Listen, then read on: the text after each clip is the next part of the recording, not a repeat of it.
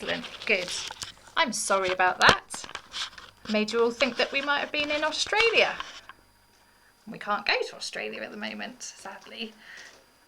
Now, do you remember that last week we were learning that God made everything and everyone?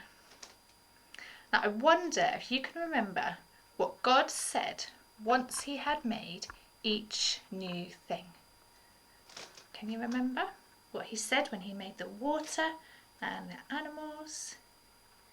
He said, "It is good." God made everything and everyone good.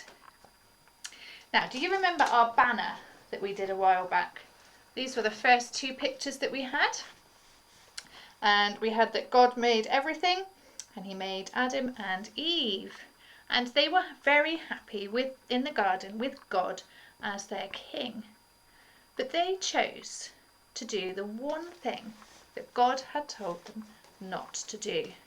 They took a piece of fruit from the tree that God had told them not to touch, and they ate it. And when they did this, they turned everything that God had made upside down.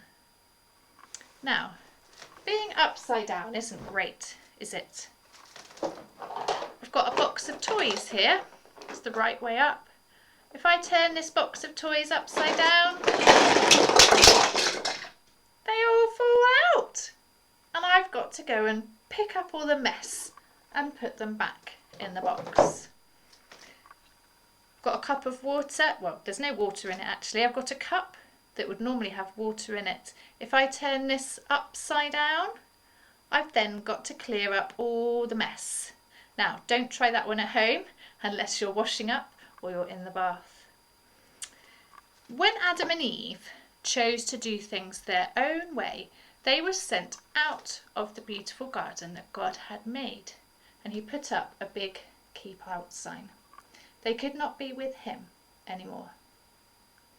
And because people chose to be their own king, things started to go wrong and people were sad. Can you do your best sad face? But, there's a big but.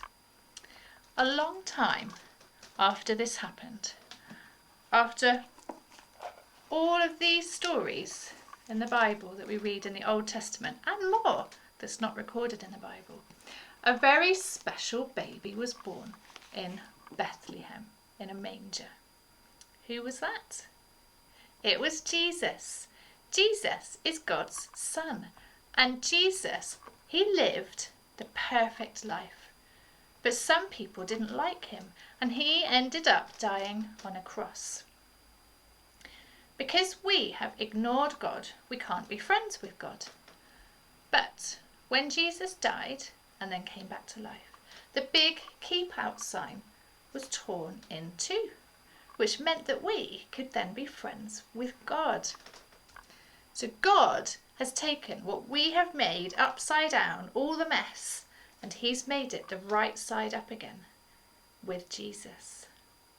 Now, have you got your metal spoon? Hopefully you've got all the messages and you have a metal spoon, or you can go and run and get one or have a look later. Now, have a look at yourself on the inside of the spoon. So the bit that you'd normally have your cereal on, have a look at yourself. Hopefully you can see your reflection. What is wrong with your reflection? You're upside down. Oh dear. This is a little bit what we are like without Jesus. Turn your spoon around and look at your reflection on the outside of the spoon. What's happened to your reflection? Hopefully you are the right side up. And when we think we are okay without God, that we can be our own king and do things our own way, we are upside down, like the inside of our spoon. But when we realise that we ignore God, and when we say sorry to God, and we turn around, we can get to know God